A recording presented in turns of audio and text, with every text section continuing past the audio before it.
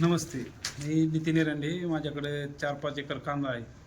तर कांद्याच्या असं गावात औषधं आणायला गेले असताना काळे साहेबांवर माझी चर्चा झाली. तर त्यांनी मला झायटॅनिक सुरक्षा आणि झायटॅनिक नीम हे औषध मारायला सांगितलं 5 एकरावर. तर मी घ्यायला थोडं कामकुजर करत होतो नवीन असल्यामुळं, पण तरी पण घेतलं. साहेबांच्यावर विश्वास असल्यामुळं मी ते औषध घेतलं आणि घरी आल्यानंतर 1 एकरावरती दुसऱ्या तिसऱ्या दिवशी ते मारलं मी औषध आणि निम्म्या 1 एकरावर जे औषध मारायचं राहिलं आणि ते औषधं मारायचं राहिलं असल्यामुळं थोडी अडचण आली, त्यामुळं राहिलं. पण नंतर ते औषध मारलं आणि तरी पण 4-5 दिवस मला काही रिझल्ट वाटला नाही त्या झायटॉनिकचा. नंतर मग खालच्या याच्यावर मी कॅब्रोटॉपच मारलं दुसऱ्या राहिलेल्या प्लॉटवर.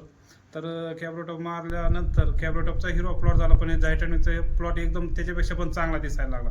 आता सुरुवातीला 3-4 दिवसात मला वाटत होतं की राहिलेले औषधं माघारी नेऊन द्यावेत, पण ते औषध थोडा प्लॉटमध्ये फरक पडल्यामुळे थोडं ठेवला.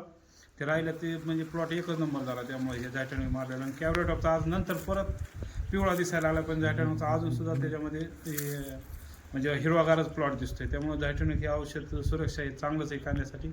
आता राहिलेले औषधं आणलेली 4-5 एकरावर बाकीच्या प्लॉटवर मारणार आहेत. इथं हे औषध आहे 4-5 एकरावर आणलेले सुद्धा ह्याच्यात. हे असे ठेवले होते मी माघारी देण्यासाठी, पण ते आता नाही देणार माघारी, ते मारणार आहे मी. म्हणजे चांगलं औषध चांगलं आहे. साहेबांच्या भरोश्यावर मारलं म्हणून काही अडचण पण नाही, काही तसं सर्वांनी मारावं.